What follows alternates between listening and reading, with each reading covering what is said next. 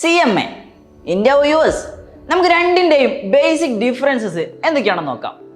CMA ഇന്ത്യയെ പറ്റി പറയുമ്പോൾ കൊൽക്കത്തയിലെ ICMA institute of cost and management accountancy provide ചെയ്യുന്ന ഒരു കോസ്റ്റ് ആൻഡ് മാനേജ്മെന്റ് അക്കൗണ്ടൻസി കോഴ്സാണ്. CMA USA വരുന്ന സമയത്ത് US ബേസ് ചെയ്തിട്ടുള്ള UJCയിലെ IMA institute of management accountancy provide ചെയ്യുന്ന ഒരു സർട്ടിഫൈഡ് മാനേജ്മെന്റ് അക്കൗണ്ടൻസി കോഴ്സാണ്. ഇനി മറ്റൊരു വ്യത്യാസത്തിലേക്ക് നമ്മൾ നോക്കുകയാണെങ്കിൽ ഇവരുടെ എക്സാം സ്ട്രക്ചേഴ്സും ഡ്യൂറേഷനാണ് പ്രധാന വ്യത്യാസമായിട്ട് വരുന്നത്. CMA ഇന്ത്യയിലേക്ക് വരുന്ന സമയത്ത് ഫൗണ്ടേഷൻ, ഇന്റർമീഡിയറ്റ്, ഫൈനൽ ഇങ്ങനെ 3 ലെവലുകളായിട്ട് ഏകദേശം 3 to 4 ഇയേഴ്സോളം with internship CMA India complete ചെയ്യാൻ വേണ്ടി നമുക്ക് എടുക്കും.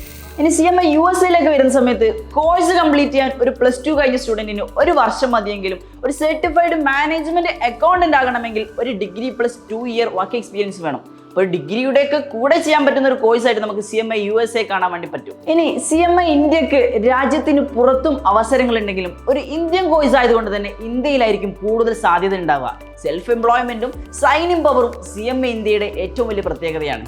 ഇനി CMA USA വരുന്ന സമയത്ത് ഇതേപോലെ സൈനിങ് പവറോ അല്ലെങ്കിൽ സെൽഫ് എംപ്ലോയ്മെന്റോ ഇന്ത്യയിൽ സാധ്യമല്ല. എന്നാലും ഇന്ത്യയിലെ മൾട്ടിനാഷണൽ കമ്പനീസിലും ഇന്ത്യക്ക് പുറത്തായിട്ടും 150ഓളം രാജ്യങ്ങളിലായും CMA USAക്ക് അവസരങ്ങളുണ്ട്. ഇതിലേതാണ് better, CMA India or CMA USA?